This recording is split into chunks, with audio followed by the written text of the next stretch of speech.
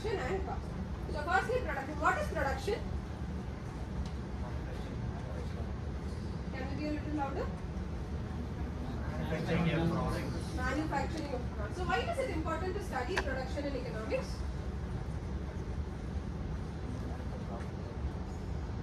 To determine profit and loss. Cost price. Okay, so product has direct intervention with demand and supply, so it's important to study production. Find cost price. To find the cost of the commodity, production becomes important. Any other reasons to study production?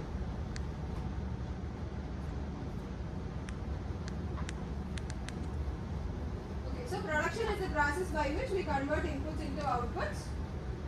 Based on demand and supply, we determine what to produce and how much to produce. Once we produce, we'll be able to decide how much cost was spent on producing, how much money did we spend on producing the commodity. So only after you know the cost, you'll be able to fix the price for the commodity, and based on price and cost is your profit, loss, sustenance of your business, and everything depends upon what you produce and how you produce. So studying production becomes important. So what are the different types of production? Primary production, secondary and tertiary. So can we have one example of primary production? Agriculture, mining. Why is mining primary production? Okay, mines are natural resources. There's no raw material getting involved. Okay. So what is the secondary production activity that is related to mining? Can we give one activity that falls under secondary production which is related to mining? Iron and steel industry, construction industry. Any other examples? Any manufacturing that involves the raw materials that you source from. Okay, so what happens to the tertiary production here? Retail stores, service industries that make use of the secondary produce are called tertiary produce. So what are the different factors of production? Land, capital, on. So what is land? Immovable space. Okay. What is labor?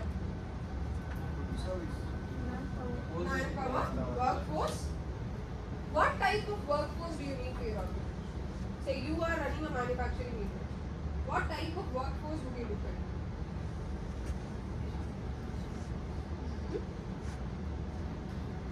Would you like to have a more efficient workforce or a workforce that is very sluggish and slow?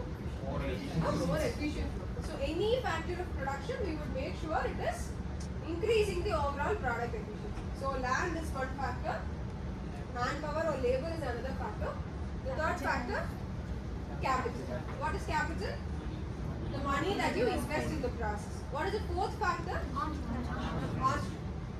Is it entrepreneurship and manpower the same?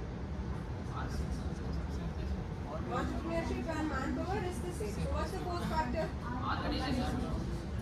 What happens to machinery? So without machinery, do you think you'll be able to produce? The fourth factor is machinery. So why is it important to have machinery as a factor? Why should machinery be given so much of importance in production? It exceeds human capacity. It replaces human capacity at a large phases. So having the best machine is of utmost importance. Any other point? You consider machines as important. It will help you complete the work faster. It will help you do the work more efficiently. So the four commonly studied factors of production are land, labor, capital, and machinery. And in the recent time, there's one other factor that has added on to it. What is it? Technology. So what are the different technology that we utilize for production? Robotics, IoT, automation,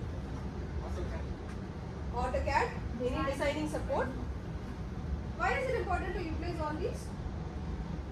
Why is technology important apart from the four factors? Why not you run only with those four factors? To develop your business, to work beyond your competitors, to do something that your competitors did not do, or to do something better than your competitors, to increase your production. So the ultimate production function happens to be converting inputs into outputs, utilizing more efficient